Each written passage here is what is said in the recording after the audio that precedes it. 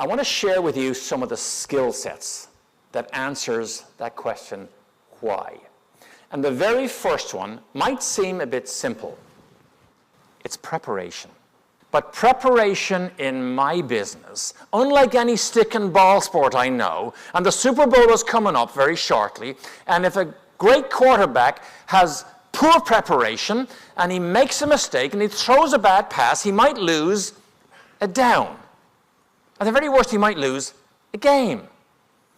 You have poor preparation in my business at 225 miles an hour, and there's a mistake made, the consequences can be a lot more dire.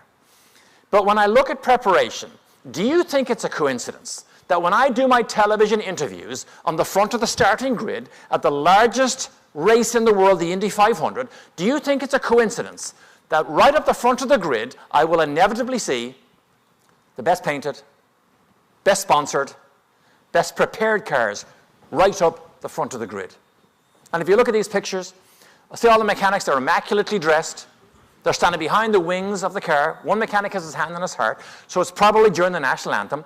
But this group of people here knows that the job list and the checklist has been taken care of as well, or maybe even better, than everybody else that they might be in competition with.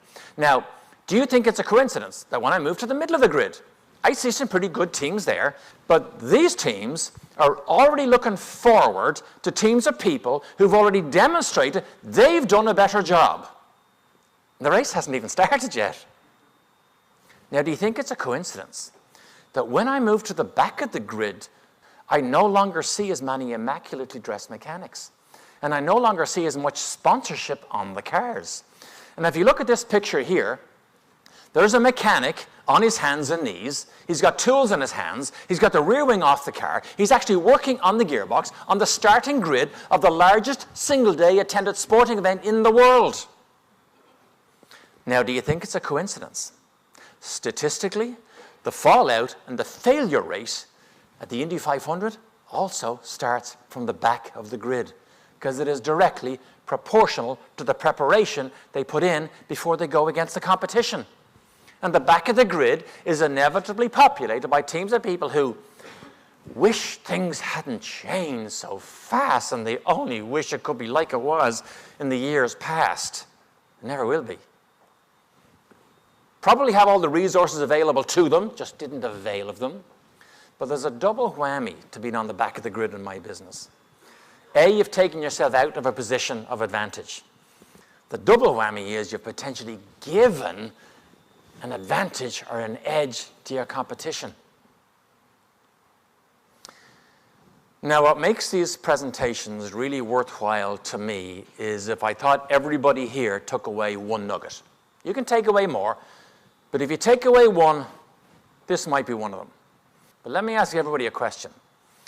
As regards your preparation for what you do every day, where do you think you are on the starting grid of the race you are now in every day? Everybody will know their own personal answer to that. And if you do not see yourself clearly up the front of the grid, you have the team and the resources available to you to get yourself where you need to be.